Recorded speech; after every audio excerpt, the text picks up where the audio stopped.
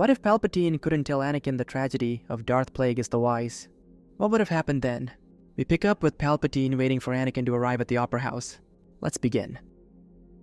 The galaxy's Opera House regulated its atmosphere through silent processors, preserving optimal conditions both for the anti-gravity water spheres where Mon Calamari dancers performed, and for the thermal requirements of 1,000 species. Chancellor Palpatine occupied the first of 3 seats in his private viewing box, the cushioning conforming to his frame through micro-adjustments in its internal pressure matrix. Sly Moore sat to his left, her pale Umbaran complexion tinted purple by the aquatic display below. The third seat remained vacant. Behind them, 2 seats positioned on a raised tier, spaced apart along the same width as the 3 below, offered clear views of the bubble opera. Masameda occupied the one directly behind the Chancellor, while a junior attaché, whose name the Senate Archival Systems would struggle to recall, filled the other. The Senate guards flanked the doorway, their force pikes held at regulation angle, the weapons useless against blaster fire, a known deficiency that ceremonial tradition had long since rendered irrelevant. Moore activated her inhaler, pulling the compressed spice vapor into her lungs at calibrated doses. The device, a Zeltronian design popular among Coruscant's administrative class, contained a modified variant that disrupted inhibitory neural pathways while flooding the visual cortex with enhanced chromatic perception. More significantly, it amplified whatever emotional state the user carried, transforming mild amusement into uncontrollable hilarity, slight irritation into burning rage. The compound's rapid metabolization meant these effects dissipated within minutes of cessation, allowing users to maintain relative control through careful dosing intervals. Palpatine had ceased his own consumption 17 minutes prior. Precision work required an uncompromised mind. The residual molecules still circulating through his bloodstream created a faint distortion at the edges of his perception.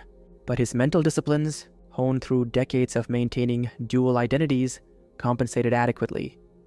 The opera unfolded beneath them, the dancers swimming through multiple spheres of suspended water, their bodies undulating in synchronized patterns that traced the music's emotional progressions.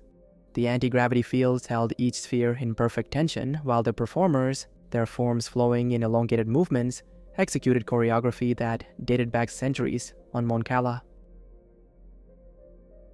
Anakin Skywalker entered from the corridor and moved to stand beside Palpatine's chair. The guards offered no challenge. Whether they recognized the hero of the Republic or had entered the standing sleep state common to extended ceremonial duty remained unclear. "You wanted to see me, Chancellor." The voice drew Palpatine's attention from the performance below. He turned, allowing satisfaction to shape his face as he registered Anakin's presence. "Yes, Anakin," Palpatine gestured to the space beside him. "Come closer. I have good news. Our clone intelligence units have discovered the location of Don Grievous. He's hiding in the Utapau system." The younger man's force signature brightened, hope threading through the persistent anxiety that had characterized his presence for days. "At last," Anakin said, "we'll be able to capture that monster and end this turf war."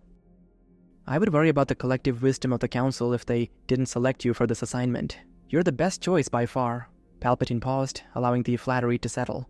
"But they can't always be trusted to do the right thing." "They try," Anakin said.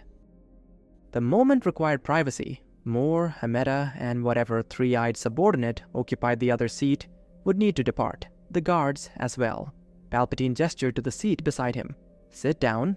Then, turning to encompass both Moore beside him and the occupied tier above, "Leave us." Hameda rose immediately, each movement slightly overcorrected as if walking through syrup. Years of service ensured he recognized dismissal, regardless of his current chemistry. The attaché followed, blinking too frequently, eager to escape notice. Hameda stopped at the doorway, gesturing for the guards to follow. They remained motionless. He cleared his throat. Nothing. The vice chair's staff struck the nearest guard's pauldron 4 times before the armored figure stirred to awareness. Hand signals passed between them, and both guards finally moved to follow. Moore remained in the seat beside Palpatine. The Chancellor waited. She brought the inhaler to her lips, her index finger finding the activation stud at its crown. The spice mist flooded into her lungs as she held the device steady, her attention fixed on the suspended water sphere below, as if he hadn't spoken at all. The vapor curled past her lips as she exhaled, completely absorbed in the performance. "Leave us," Palpatine repeated, louder. The Umbaran's expression tightened with irritation, her colorless eyes tracking slowly from the performance to meet his gaze. The spice had stripped away her usual composure, replacing careful neutrality with something raw.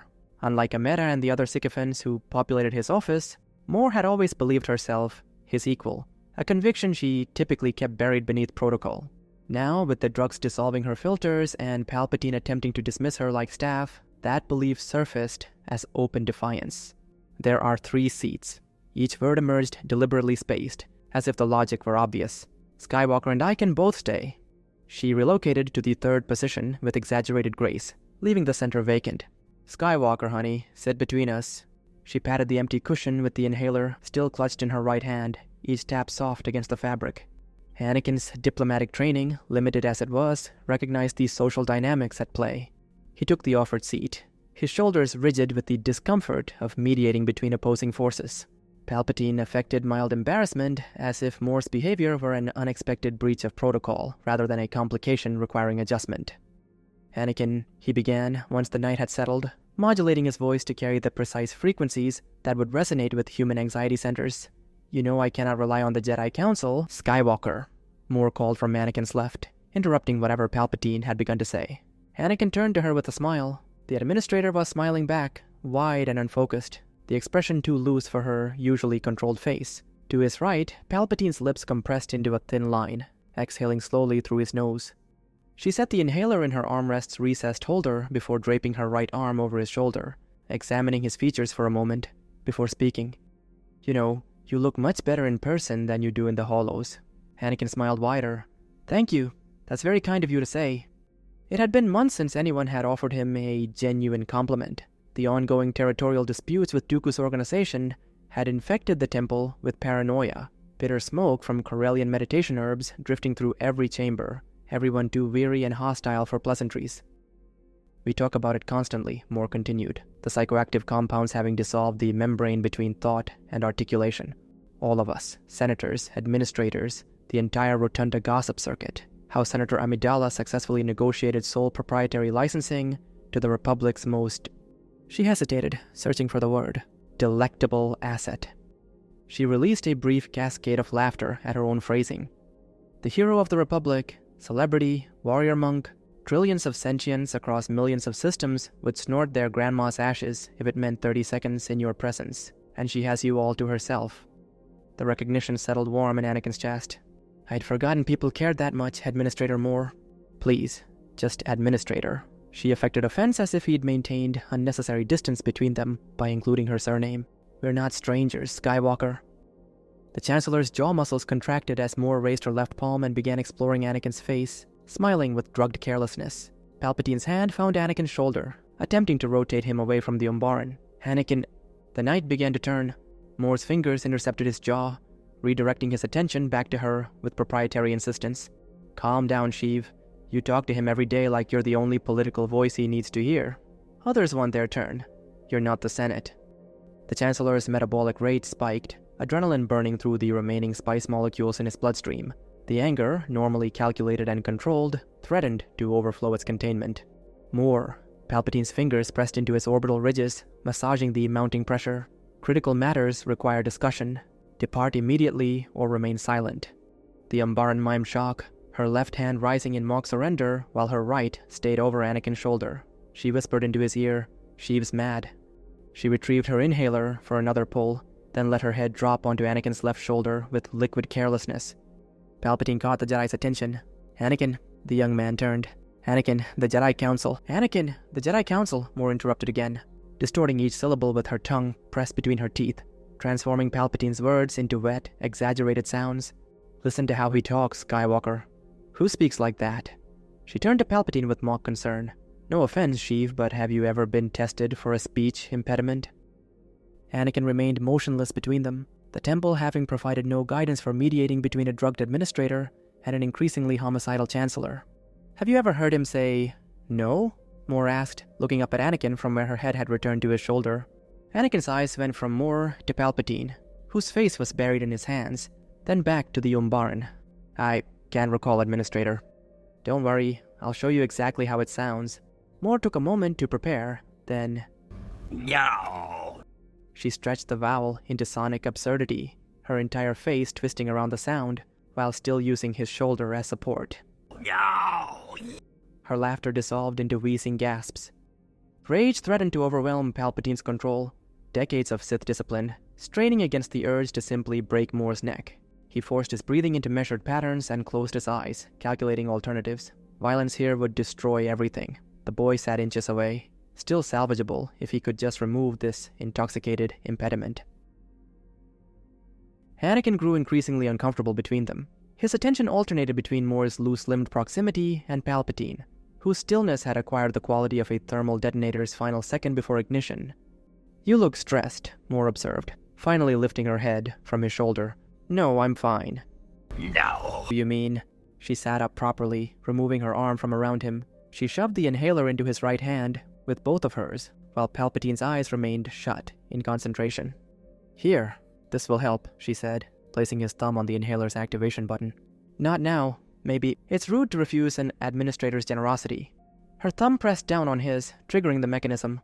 Vapor flooded Anakin's lungs. His pupils dilated until only thin rings of blue remained. The opera's lights fractured into prismatic components, each color humming with its own frequency. Edges blurred. The distinction between his hand and Moore's, between the seat and his body, between thought and sensation, everything merged into flowing patterns. Moore watched him sink back against the headrest. "Better?"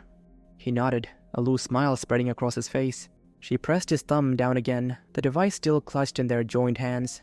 The second hiss broke through.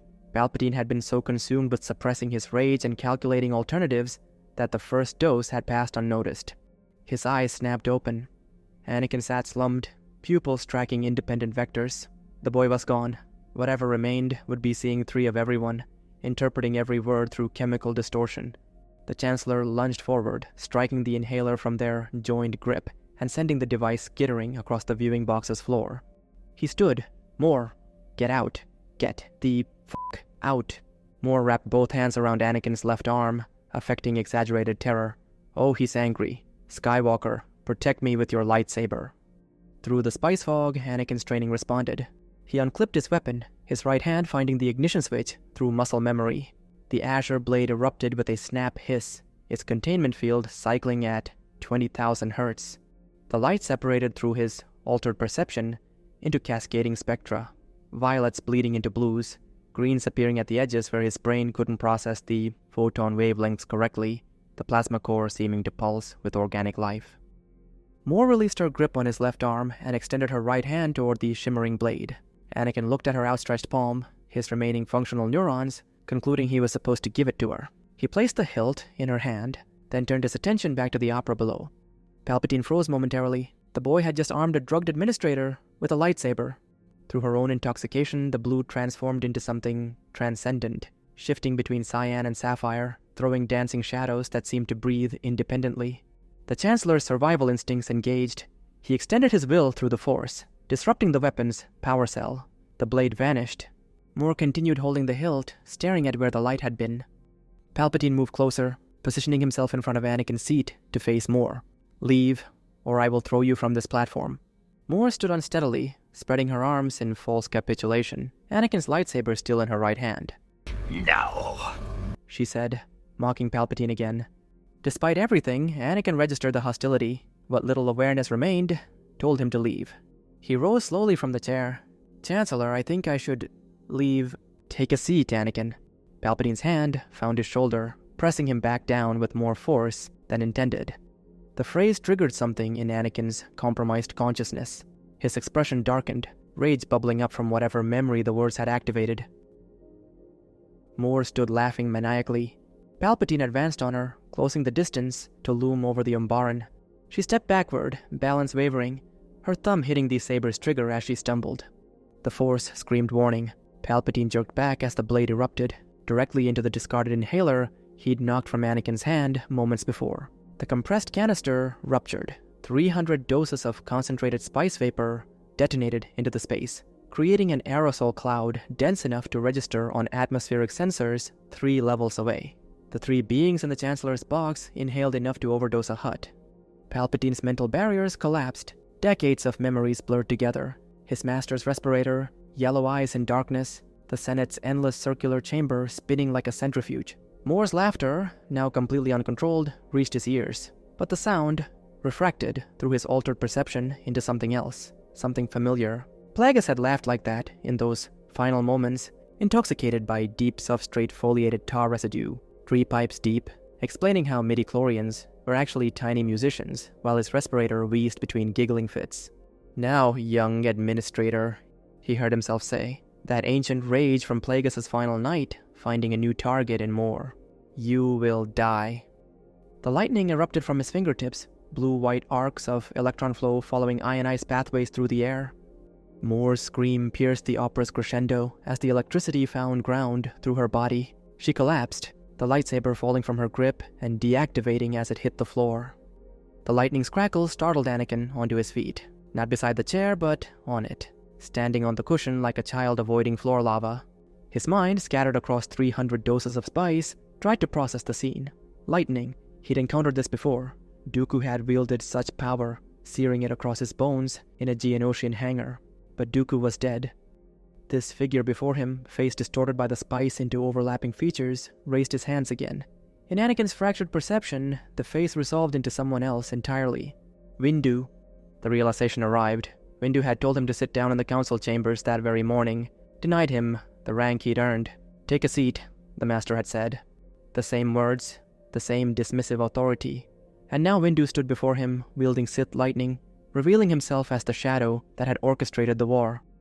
Moore managed to cry out through the electricity coursing through her, "Skywalker, help me." Anakin moved without thinking. He seized the figure. Windu, it had to be Windu, both hands gripping the ornate robes. The knight lifted him overhead, electricity arcing upward from the Sith Lord's fingers, searing across Anakin's arms and chest. Through the pain, through the chemical distortion, one thought crystallized. The treachery of Master Windu ends now. The railing approached as he pivoted. He heaved the screaming figure over the edge. Palpatine fell backward through space, eyes wide and staring upward at the receding box where his grand design had shattered. His fingers still sparked with violet electricity, the discharge creating strobing patterns against the opera house's darkness. To his left, the massive aquatic sphere floated at the chamber's center, a small moon hovering in the architectural void. His trajectory took him past its equator, the sphere's glow illuminating his fall into the depths where the finale tank waited. Below waited the exhibition tank, meant for a Mon Calamari culinary demonstration after the opera. The Krakenus reversal, they called it, the supreme demonstration of dominance over ancient predators. Inside, thousands of boarfish circled in perpetual hunger, each precisely the size of a human middle finger. They'd evolved in Mon Cala's abyssal trenches to penetrate the shells of deep-water crustaceans. Their mandibles could drill through carapace in seconds, boring inside to consume their prey from within. In nature, they hunted in swarms of tens of thousands, overwhelming even the largest armored predators through sheer numbers. The fish had to remain alive until the moment of preparation. Once dead, their internal chemistry would spoil the meat within minutes, enzymatic breakdown rendering the flesh toxic. The traditional preparation began with boiling them alive. Tonight's audience would have witnessed the complete process, from living swarm to delicacy. Palpatine struck the surface hard, the impact driving him deep toward the tank's center. The electrical discharge triggered their feeding response. Living alongside Mon Cala's bioelectric eels, they'd developed complete immunity to such attacks. What paralyzed other predators only excited their hunger. They converged from their circular patrol patterns toward the impact point, thousands of finger-sized bodies creating a writhing mass at the tank's center. For a moment, the swarm held a vaguely human shape, arms spread, legs kicking, as they covered every surface of their prey. Air bubbles erupted from within the mass, Palpatine's final breath escaping through the living shroud that consumed him. The shape collapsed inward as they bored through. Ears and nasal passages offered immediate access. Eyes required minimal effort to penetrate, but it hardly mattered. They entered everywhere, drilling through flesh wherever they struck. The humanoid form dissolved into a churning sphere, then dispersed into a crimson cloud. 17 seconds from impact to silence. The water turned red, then darker still. Within minutes, nothing remained. Not bone, not tissue, not even teeth. Anakin lay slumped against the railing, staring down at the crimson water below. The screams from the audience blended with the opera's music. Moore managed to pull him upright, pulling his arm over her shoulder as they stumbled from the box together. The massive concentration of vaporized spice still flooding their lungs with each breath. They made it to the corridor before both collapsed, their perceptions degrading by the second. Anakin's vision reduced to a single point of overhead illumination that his brain interpreted as something transcendent. Death, perhaps, the Force itself, welcoming him home. "Father," Moore said, her overdosed brain processing Anakin's features as someone decades dead. The hair troubled her. Her father had been bald, but she could still remember she'd inhaled spice. The hair must be a spice-induced hallucination. The fact that she was seeing her dead father lying in an opera house corridor registered as completely normal. But the hair was clearly just the drug she'd taken playing tricks. Through the brilliant point of light that had become his entire visual field, Anakin heard someone call him Father. Of course, the spice had transported his consciousness forward in time. He was experiencing a Force vision of his future child visiting him on his deathbed. Or maybe he'd already died and was speaking backward through time to warn his offspring. Both explanations made equal sense to his scrambled neurons. "Go, my son. Leave me," Anakin whispered. "Before the police arrive. You'll never pass the drug test." No. "You're coming with me. I'll not leave you here. I've got to save you," Moore sobbed, clutching at his robes. No. Consciousness fled Anakin. Moore remained beside him, tears streaming down her face as she watched her father die again. Consciousness returned with someone calling his name, distant at first, then clearer. Red light filtered through his eyelids. Anakin opened them slowly, the Grand Republic Medical Center's morning illumination flooding his vision. "Anakin?" The voice resolved into Padme's, and there she was, seated beside his hospital bed, her fingers wrapped around his. "Anakin, can you hear me?" "Yes, Padme. Where is my son? Is he safe? Is he all right?" She took a moment, registering his confusion. "Your son and your daughter were born a week ago. I sent them both to Sola." The words filtered through his recovering consciousness. The memory of Moore calling him father in the corridor tangled with reality as his neurons reconnected properly. "Padme?" His voice carried the roughness of extended intubation. "Yes, Anakin. It's me, your wife." She squeezed his hand. "You've been unconscious for over 2 weeks from a spice overdose. Do you remember what happened?" His brow furrowed as he strained to remember. Lightning crackling from fingertips. A figure held overhead. For a moment he was certain it was Windu, but the memory shifted, corrected itself. The screaming face was Palpatine's. The Chancellor. He'd thrown the Chancellor. The revelation slipped away like tar smoke, leaving nothing. "I can't remember what happened." "Well, according to the HoloNet, Chancellor Palpatine experienced a psychotic episode during the opera and released spice vapor into the space. He assaulted Administrator Moore. You intervened, throwing him from the viewing gallery. He landed in a fish tank below and was eaten in seconds." She paused, allowing him to process each piece of information. "He shot lightning at her." "Yes, that detail has caused significant discussion. The Jedi Council investigated his quarters. They found robes. The style was distinctly Sith in origin. Master Yoda's exact words were, 'Only a Sith would wear something that edgy.'" She permitted herself a slight smile. "You fulfilled the prophecy, Anakin, the chosen one who destroyed the Sith. Don Grievous was eliminated on Utapau 10 days ago. The war is over. The Council has granted you the rank of Master. Oh, and by the way, I'm Chancellor now." The Senate voted within hours. The grieving protege from Naboo, suddenly orphaned by her mentor's tragic death. The symbolism was too perfect to waste. Anakin's gaze fixed on her, processing the cascade of changes. A smile spread across his face. "Chancellor Amidala." She matched his expression. That particular smile they shared when pieces fell into place. Neither spoke for a moment, both understanding what this meant. Their empire drew closer. She'd secured the Senate. The Jedi remained. With her as head of state and him finally a master with permanent council standing, that problem would solve itself. "We'll discuss the rest later," Padme said. "You've had enough revelations for one morning. Besides," she held up her datapad, "don't you want to see the Sith Lord get devoured?" For a moment, Anakin remembered their conversations, the guidance, the friendship. Then he remembered the lightning. "Absolutely." "Move over," she said, already climbing onto the bed. She got comfortable beside him on the medical bed, holding the datapad above them. The media section opened to an image of their twins in Dorme's arms. She swiped past it. The security footage came next. Multiple angles from the opera house. Palpatine's descent, the tank's surface breaking, the water turning red in 17 seconds. They watched in silence, two architects of the New Order reviewing the fortunate accident that had accelerated their timeline by decades.